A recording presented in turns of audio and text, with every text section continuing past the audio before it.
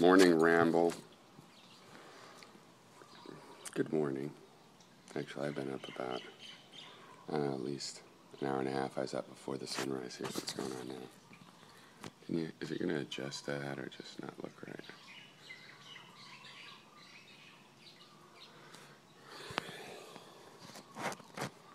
Been doing some stuff. Okay, but anyway, important stuff like wheat cart, coffee.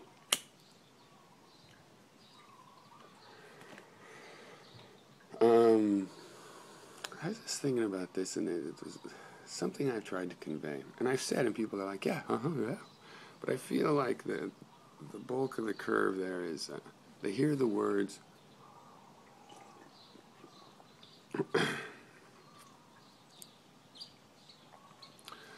just had an interesting tangential thought there. It's like the bell curve there's positive and negative connotations to it. And what if the bell curve's like a fractal, and as you zoom in, and it's always like this, part of that distribution, of course, is that you're saying there's a distribution. The Buddhists say everything's one. Of course, they're nuts. But anyway, I love my Buddhists. Come on, I love you, Buddhists. We love each other. We got a very compatible philosophies up to a point. But the thing is that, like I say, we're living on this holodeck, and people just don't get it. Like, imagine, here's how your situation is. Let's imagine you are your id. You're that part of yourself that doesn't know exactly when your heart's beating unless you try to pay attention to it, right? So the consciousness, or whatever that thing that feels a lot of time like I'm the body, but then when we contemplate in our modern experiences and through history and seeing some psychology and introspection, we know that, I am something that is taking responsibility for the body. By some definitions of the word, I am the whole thing, but there's this little feeling bubble of our consciousness and what we're thinking about. Maybe we're thinking about, my shoulder, and then it's like I can imagine I feel all my shoulder things, but I'm not really paying attention to my knee. So there's this little thing. It's the ghost, the spirit. It's just a psychological. Let's just assume it's a psychological thing. A cursor. I think of it like it's the cursor of the brain computer. Okay. That thing can't get outside the body, but it feels like it's in the world. A lot often. Instead of my shoulder, it's over on that, that bush and that tree and that all kinds of stuff over there, man. There's a big giant snail shell this big. You want to see it? Yeah, one of these big ass snails here.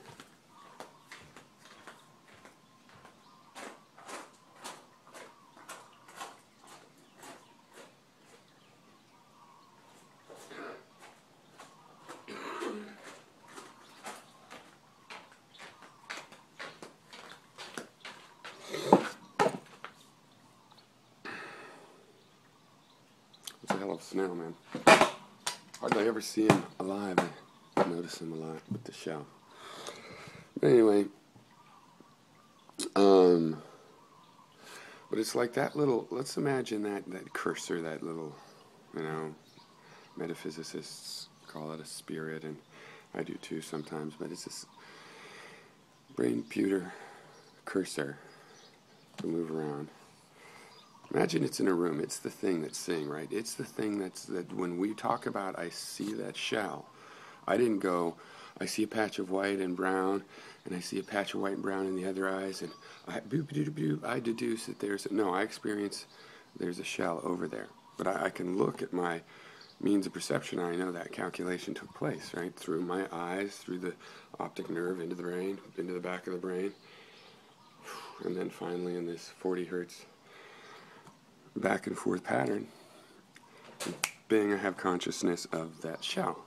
And I think, oh, it's a shell. It's not a patch of color, and it's not a leaf. I could have walked over there and found out it was a leaf when I got there. I'd already thought it was a shell. It turned out to be a shell. Okay. Well, there's a robot. There's a physical thing that can move. But let's say this little guy, he's just in a room. It's like he's in a room. A little, 20 by 20 by 20 room. Okay? And each of the walls has a is a big giant flat screen television with Gorilla Glass on it, so you don't break it, the one you're walking on. And they're all showing movies.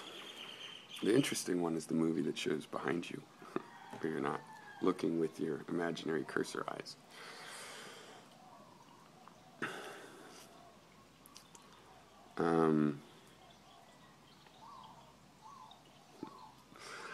Anyway, so that's what I'm talking about, you know.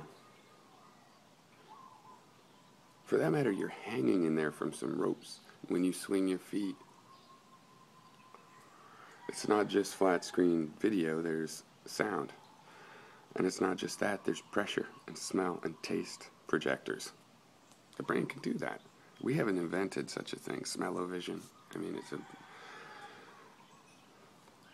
holy grail of the O-vision world. But we'll see, smell-o-vision.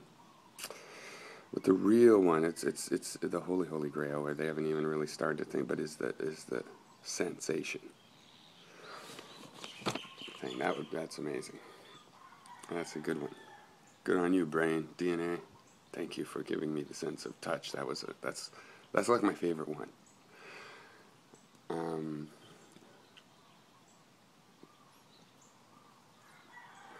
Anyway, so we're really locked in this color box, right? The O box, where you have your O vision and O smell and O taste. Okay, now the temperature in this room and stuff is the one that you're really being subjected to is separate from the temperature O vision, right? You see what I mean? Right, the screens represent detection from senses of the outside world, and it is outside to this cursor. That's why we call it outside. When we look at it in natural philosophy, we see our cells and air coming in, and the gases we're mixing like an eddy. You know, the world is flowing through us, we're flowing through the world. There's this basic connectivity, and yet we have the sense of inside-outside. It's because this cursor, being a brain mutational creation, feature, like a data structure is to a computer, it is to us. Like a program is to a computer, it is to us. Like an object is to a computer, it is to us. Right? So it is inside. That's what creates the persistent illusion of absolute distinction. Good theory, don't you think? I think I'm getting my next cigarette ready. Don't you think that's a good theory? I mean, I'm not saying it's right. You know what a theory is, right? Well, I am saying it's right, but I mean, it's a good theory even if it's not right. Come on. Give credit where credit is due.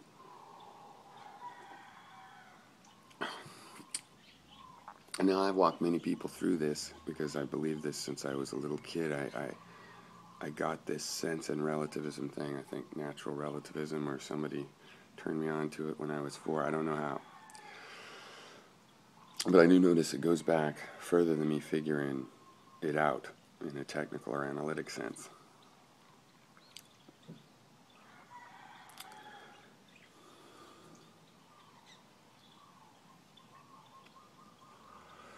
So anyway, I think the thing is, I walk many people through this. They walk through it with me. And they're like, yeah, oh yeah, that's a good point, interesting, yeah. So you figure out, okay. But you live as if you're still in that world in a sense. As a matter of fact, people emphasize that. You know, be in the now, be in the now. It depends. Sometimes that's good advice. Sometimes it's not good advice. You know, be in the now, be in the now. It's like, don't take data, don't take a statistical amount of data, just use a running. Programming really is helpful for learning how to think, you know. I mean, I'm not saying it helps a lot of programmers because their perspective on it is an engineering one or just a device manipulation one. But as somebody that studies philosophy, you study human algorithms. How can you solve a problem with your brain? Including math and stuff, right? We are the first calculators, right? And when you see some of the material limitations, some of the less than common sense, less intuitional, they apply to how you think. It's like there's two algorithms, and one can do this in O(n) squared, and the other one can do it in n log n. That's an important difference. And the difference in the results is the same. But you can measure the time it will take and the amount of memory it will take in the worst case or average case and so on. And those kinds of things apply to us. I mean, for example, it's how you go through, like let's say you have filing cabinets and you're trying to sort them. The way you decide to do the sorting process can change to huge factors, right? Huge differences, whether you go through all of them, figure out a way to go through them all once and sort them as you go through, or whether you have to keep going through and making piles of things and switching them. There's a lot, and at least 5 different kind of obvious approaches, and they do not have the same characteristics in terms of the time it will take. Assuming that each file manipulation where you're looking at the two things was the same, just the order you go through. Do you loop, if you have 3 lists, do you do 1 loop? Do you loop 3 separate times? Do you have to loop, 9 times? Because the way you do it, it's like 3 times 3 times 3, nested loops.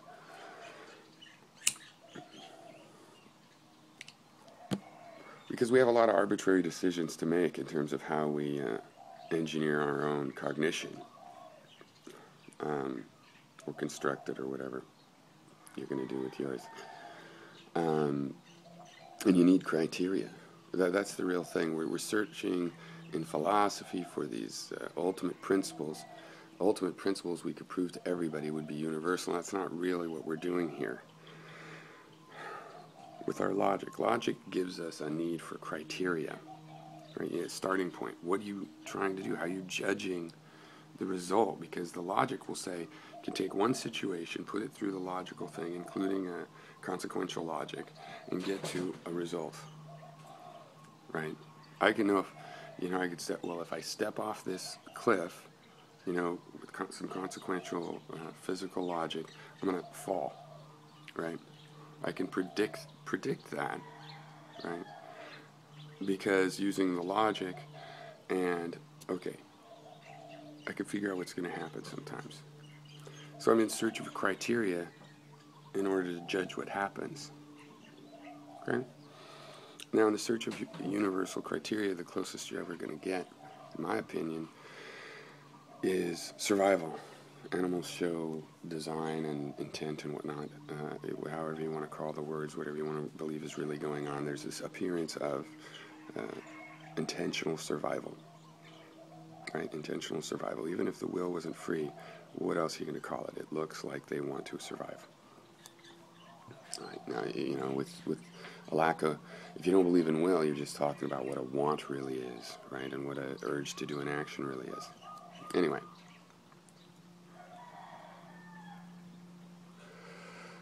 That's pretty general. People have different, if we're all surviving, what then?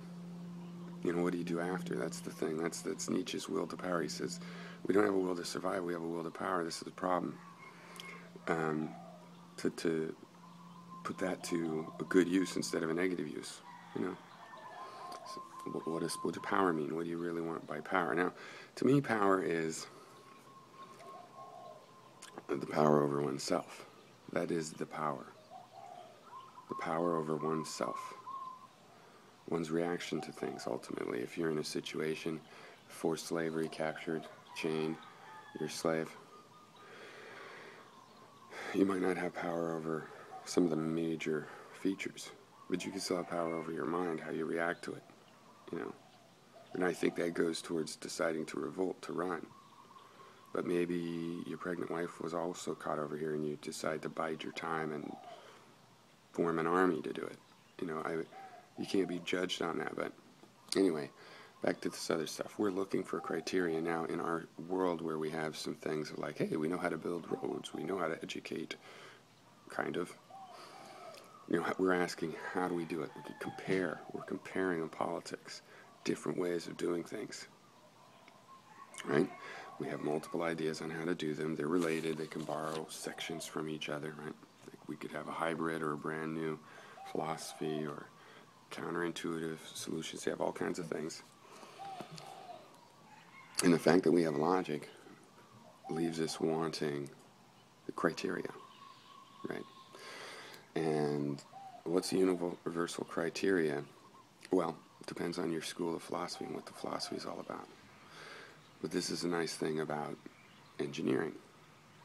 The criteria of engineering is efficiency of resources. In a computer, your main resources are time, CPU time, or instructions, you can think of it, and memory. Now, because we map the Turing machine metaphorically into all kinds of things, so we can have displays, and you can have all kinds of resources like screen real estate and stuff, but it all comes back from the hardcore computing part of it to those two resources. So that's what you judge. High quality software engineering is about refining, and the trade-offs between, sometimes you can save time and you use more memory, and you save memory and use more time. So it's a balance of those resources in general. Now, is there anything like that in our life, in our human world, that we can use? I think it's really simple, right? From what I see in my color box, that we need infrastructure. Infrastructure is the way we get the basic commodities that we need to survive and be able to pursue happiness. Now, I myself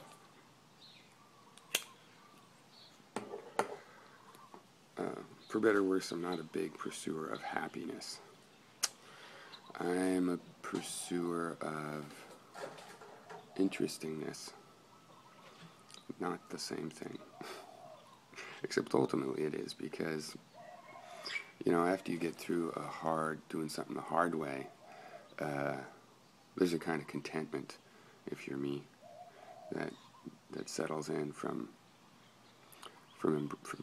figuring something out. A lot of people, if something fails and doesn't go the way they want, for one thing, they like to pretend it wasn't a failure. Well, fine, but whatever. But they don't want to know exactly. It's like, oh, it's too painful. No, I'm past it. Oh, thank God it's in the past. Well, I have a spiritual idea. When you die, you just go backwards through those things, and they unravel, right? And then you go through again. It's just a metaphor. Changes your attitude around the past. See, that metaphor. The past is still there, right? I want to know about it, right? I'm curious, like, what's that going to be like to go through backwards? It's going to be better. Is it better in the backwards direction?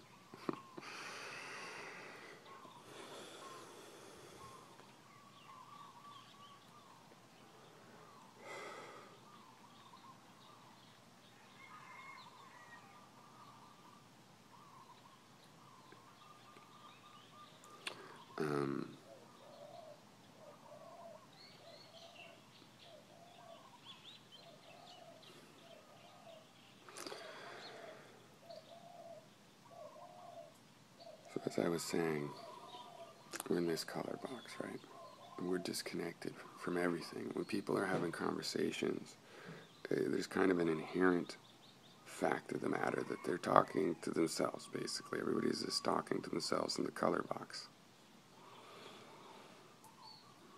Right? It sends colors out, but the other person has to decode that. Just like the two little images, one from each eye, that I got of that snail shell. It's right over here. This is the one I was talking about, remember?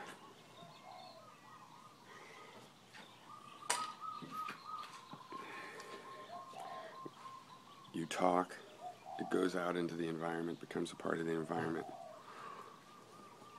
So the conveying of information is an illusion. And it wouldn't be a big deal, except for that you guys think you actually get somebody's idea. I mean, I believe you can't disagree or agree with something you don't understand, but everybody seems to think you can. Like by agreeing with it, they pretend they understand it. They agree with their priest, and then it's like, yeah, I'm getting it. Look, I'm going to heaven. I agree with the priest. It's like, no, you better study your Bible if you think it's your way to heaven. Pretending to agree with something you don't understand, it's impossible. To agree or disagree requires you understand what you're agreeing with or disagreeing with, just like a contract. You have to understand it. Right? Is that not true? Right. Okay. And you don't understand things as well as you think. Now take if there's 1,000 people, and you and I, each separately on our own, separate that group into tall and short people. Tall and short. Your two groups are not going to be exactly the same people as my two groups, right? But there will be an overlap, and hopefully there'll be some criteria, like the tallest person in the short group will not be taller than the shortest person in the tall group. But it's possible some people would do that either by mistake or in some weird principle, or there's justifiable. I just like that because that starts to make it mathematical criteria like that. It becomes less important where the threshold is, if it has that kind of a pattern in common. Because the issue is going to come back to you and I are both going to use this word tall. Now, if you say, I saw someone tall downtown Hilo yesterday. Now, do I understand you? Well, look, if the person that you said was tall is in my tall group, I understood you. But if the person that you said is tall is in my short person group, and it just happens to be in your tall person group, then we've had a misunderstanding. And this is with a simple word like tall. Words like conscience and conscious and free and infrastructure and those, you guys, especially the bulk of the curve there, but really, I would almost say all of you, don't have very good definitions for, in the sense that even if you have a good definition for yourself, you aren't remembering you're in the color box. Definitions are something that's in the color box. They're not on the screens. They're just in there on the table that's also hung from the ceiling or whatever. They're just in there with you. So my definition of infrastructure and yours, people lack an expertise on knowing how different the definitions are, with the spectrum of definitions people are using, with any themes to help you guess what a new person's definition, what they're getting at as they explain it to you. Right? So that's what I mean about we're really talking to ourselves. I'm saying infrastructure is good, we should build infrastructure. And in your color box, you're saying the word infrastructure, and you're picking up your idea of infrastructure and going, what do you mean? Infrastructure is the military, that's to kill people with. And you're not getting it. You're not really getting, you think there's a transfer of information. No, there can be no transfer. There's copying, recreation. There's mimicry, there's tracing. Tracing, a lot of tracing, like on papers, tracing paper.